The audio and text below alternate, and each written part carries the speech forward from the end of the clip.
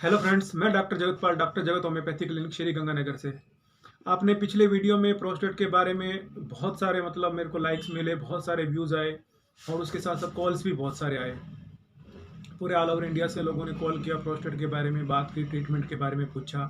कुछ लोगों ने टेस्ट के बारे में पूछा, क्या टेस्ट कराने हैं क्या नहीं कराने। तो आज इस वीडियो में मैं आपसे डिटेल में बात करूँगा कि अगर आपको लगता है कि आपके यूरिन में कोई प्रॉब्लम है और अगर आप मेल हो और आपकी एज है 40 साल से ऊपर है और अगर आपको यूरिन रुक रुक के आ रहा है, तो आपको ऐसा लगता है कि प्रोस्टेट की प्रॉब्लम हो सकती है। तो आपको क्या क्या टेस्ट कराने हैं उसके बारे में बात करेंगे। साथ में इस वीडियो में बात करेंगे लास्ट में कि अगर आपको ऐसी कोई प्रोस्टेट की प्रॉब्लम है तो आपको डाइट में और अपने लाइफस्टाइल में क्या बदलाव जो है वो करने चाहिए। तो पूरा वीडियो देखना, और अगर आपको वीडियो पसंद आए तो वीडियो को लाइक करना, शेयर करना, सब्सक्राइब करना हमारा चैनल। तो बात शुरू करते हैं। तो सबसे पहले जैसे मैंने बताया कि प्रोस्टेट की प्रॉब्लम क्या होती है, वो पिछला वीडियो में आप देख लेना, आई बटन पे आपको उसका लिंक मिल जाएगा।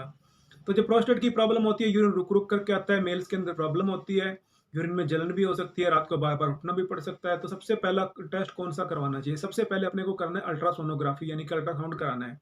पेट का अल्ट्रासाउंड होता है, खाली पेट या भर पेट कराएं, ऐसी कोई दिक्कत नहीं है। जब अल्ट्रासाउंड करवाने जाएंगे तो क्या करेंगे कि एक तो जो है वो, जब आपका यूरिन ब्लैडर में पूरा भरा होगा तब अल्ट्रासाउंड करवाना है, और दूसरा जो है वो करवाना है आपको जब आपका अल्ट्रासाउंड में आप जा करके और अपना यूरिन पास करके आएंगे और दोबारा से फिर से कराना है। तो हमें ये देखेंगे कि यूरिन पास करने से पहले ब्लैडर में कितना यूरिन था और यूरिन पास करने के बाद में पूरा ब्लैडर खाली होता है या उसके अंदर कुछ रह जाता है। एक तो ये अल्ट्रासाउंड कराना है, जिसको हम लोग देखते हैं पोस्ट वॉइड यूरिन कितना है वो देखना होता है। एक तो ये अल्ट्रासाउंड कराना है। अल्ट्रासाउंड कराते टाइम एक ध्यान रखना, अक्सर क्या होता है कि जब अल्ट्रासाउंड कराने के लिए जाते हैं तो क्योंकि यूरिन का प्रेशर नहीं होता है, तो वो लोग क्या करते हैं कि आपको एक डायूरेटिक टैबलेट यानी कि लासिक्स जैसी एक टैबलेट अल्ट्रासाउंड वाले देते हैं। आपको वो भूल के भी नहीं लेनी है, क्योंकि उसकी वजह से क्या होगा, अगले 48 घंटों तक आपको यूरिन बार बार जाना पड़ेगा। और क्योंकि आपको पहले से ही बार बार यूरिन की प्रॉब्लम हो रही है, तो 48 घंटों के लिए प्रॉब्लम आपकी और ज्यादा बढ़ जाएगी। तो आपने नेचुरल जो आपका प्रेशर बनना है वहां तक वेट करना है, उसके बाद आपने करवाना है, पहले नहीं करवाना है। पहली बात। दूसरी बात क्या है कि आपको अपना यूरिन का कंप्लीट एनालिसिस कराना है कि कहीं यूरिन में कोई इन्फेक्शन तो नहीं है, पसल तो नहीं है, यूरिन के अंदर ब्लड यानी कि आरबीसी तो नहीं आ रहे हैं, यूरिन की स्पेसिफिक ग्रेविटी क्या है, और आपके यूरिन के अंदर प्रोटीन तो नहीं आ रही है। इस तरह की सारी जांच आपने यूरिन की करवानी है। उसके बाद में हमने ब्लड टेस्ट करवाने हैं। तो ब्लड टेस्ट में क्या करवाएंगे? सबसे पहले ब्लड टेस्ट में कराएंगे नॉर्मल कंप्लीट हीमोग्राम यानी कि सीबीसी काउंट, जिसके अंदर हम ये देखेंगे कि कोई इन्फेक्शन का साइन तो नहीं है कहीं पे, आपका हीमोग्लोबिन कितना है। साथ में आपने करवाना है ईएसआर। ईएसआर बहुत ज्यादा जरूरी है कराने का, अक्सर लोग इसको इग्नोर कर देते हैं, लेकिन आपको ईएसआर भी साथ में कराना चाहिए कि अगर आपके ब्लड में इन्फेक्शन है और अगर इन्फेक्शन आपकी लंबी चल रही है तो हो सकता है कि आपका ईएसआर बढ़ा हुआ हो। और जो भी आप ट्रीटमेंट कल को ऑप्ट करने वाले हैं, चाहे होम्योपैथी ट्रीटमेंट लेना चाहते हो या कोई और लेना चाहते हो, उस केस में क्या होगा कि हो सकता है कि ये सर अगर बढ़ा हुआ है तो आपको ट्रीटमेंट भी उस हिसाब से आपको देना पड़ेगा। तो ये हो गया अपना, तो ब्लड काउंट हो गया और ईएसआर हो गया। उसके बाद में आपने क्या कराना, उसके बाद में आपने रीनल फंक्शन टेस्ट यानी कि किडनी फंक्शन टेस्ट कराने हैं। वो क्यों कराने हैं?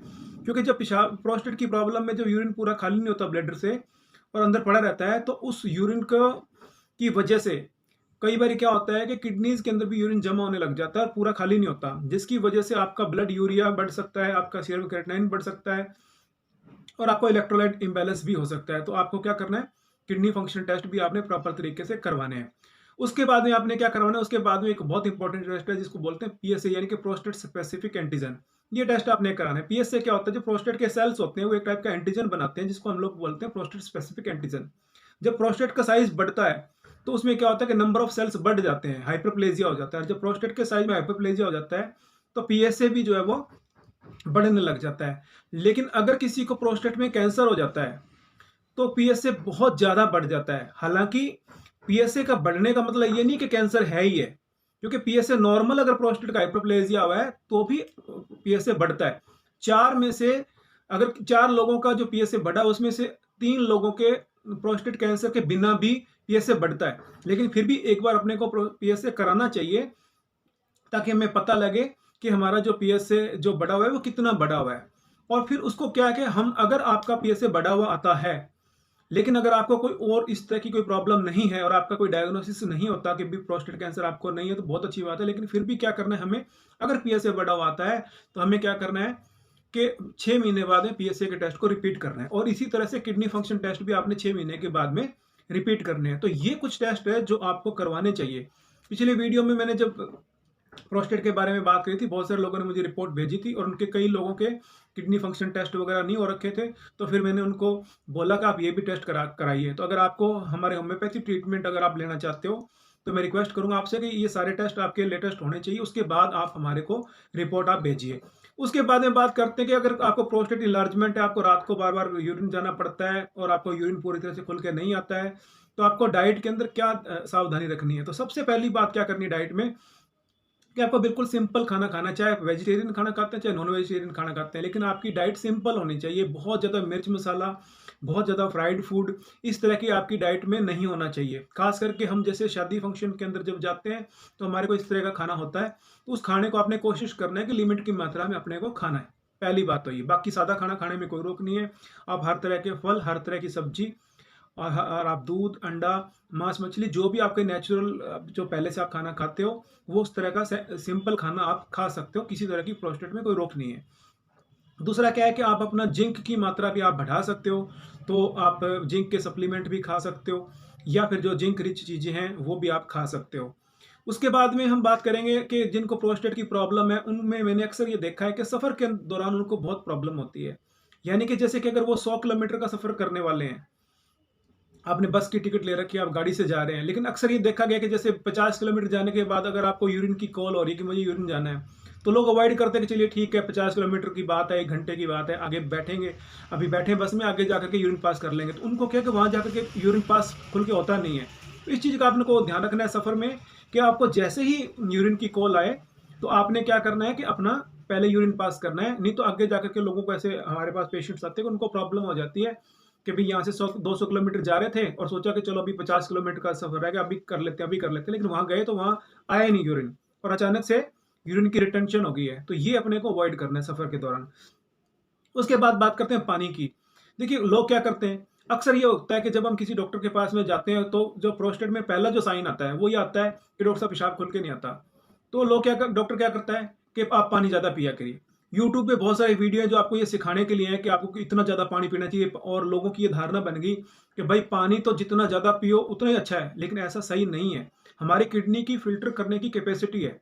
आपकी हाइट, आपका वेट, आपकी एज, आपका लाइफस्टाइल, आप कैसे मौसम में रहते हो, प्लस आप कितना मेहनत करते हो, कितना आपको पसीना आता है, इन सब के आधार पर आपको एक बॉडी अपने पानी की आपकी रिक्वायरमेंट तय करती है। उतना ही हमारे को लिक्विड लेना चाहिए। उससे ज़्यादा पानी पीते हो तो आपको क्या है कि वो ज़्यादा यूरिन करना पड़ेगा, लेकिन किडनी तो यूरिन बना रही है, लेकिन आगे बाहर निकलने में यूरिन में प्रॉब्लम है, तो आपकी प्रॉब्लम और बढ़ जाती है। अक्सर मैंने देखा है, लोग ये कहते हैं कि डॉक्टर साहब सुबह सुबह ना मुझे प्रोस्टेट की प्रॉब्लम तो है ही है, लेकिन सुबह सुबह मुझे 3 4 5 बार यूरिन पास करने जाना पड़ता है। क्यों जाना पड़ता है? क्योंकि आपने कहीं यूट्यूब पे पढ़ लिया या ये सुन लिया है कि सुबह सुबह 2 गिलास गुनगुना पानी पीना चाहिए। तो आप क्या करते हो, 2 3 गिलास गुनगुना पानी पी लेते हो, उसके बाद में फिर आपको वो पानी को निकालने के लिए आपको बार बार जाना पड़ता है। और क्योंकि प्रोस्टेट बढ़ा हुआ है, तो एक बार में पेशाब पूरा खाली नहीं होता, ब्लड से आधा आता है। तो नॉर्मली अगर कोई 3 गिलास पानी पीता है तो 3 बार जाता है, लेकिन आपको 6 बार जाना पड़ता है। तो ये एक प्रॉब्लम है। दूसरा क्या है कि जिनको रात को बार बार प्रॉब्लम होती है जो यूरिन पास करने के लिए, तो आपको क्या करना है कि आपको शाम को 5 6 बजे के बाद में लिक्विड लिमिटेड लेना है। यानी कि लिमिटेड का मतलब ये नहीं कि आपने लेना ही नहीं है, जितनी प्यास लगे उतना लेना है। और आपने कॉफी है या चाय है, कोल्ड ड्रिंक है, ऐसी अननेसेसरी चीज जिसको आप अवॉइड कर सकते हो, उसको आपको अवॉइड करना है। जो बॉडी की नेचुरल डिजायर है, जितना पानी पीने की आपकी इच्छा है, जितनी आपको प्यास लगती है, उतना पानी पीना है। कई बार घर में मेहमान आ गए, आप शाम को ऑफिस से घर पे पहुंचे, आपने चाय पी, थोड़ी देर बाद में मेहमान आए, उनके साथ 1 कप चाय और पी ली, थोड़ी देर बाद में कोई और मेहमान आया, आप कहीं बाहर गए, वहां चाय पी ली। इस तरह का आपने अवॉइड करना है। तो ये मैंने कुछ बताया कि आपको प्रोस्टेट की अगर प्रॉब्लम है तो आपको डाइट में क्या करना है, और मतलब आपका पानी कितना पीना है, सफ़र में क्या करना है, और मैंने वीडियो में बताया आपको कि टेस्ट कौन कौन से कराने हैं। तो ये सारी बातों का ध्यान रखेंगे तो आपको कंफर्टेबल रहेगा। बाकी होम्योपैथिक ट्रीटमेंट प्रोस्टेट का बहुत बढ़िया है। इससे प्रोस्टेट का बढ़ा हुआ साइज कम हो जाता है, प्लस आपके सिम्टम्स सही हो जाते हैं। तो अगर आप ट्रीटमेंट लेना चाहते हो तो नीचे डिस्क्रिप्शन में हमने सारी कुछ डिटेल डाली हुई है, आप उसको फॉलो कर सकते हो। आप हमारे से बात कर सकते हो, अपनी रिपोर्ट्स वगैरह भेज सकते हो। इसी के साथ साथ all the best, thank you very much.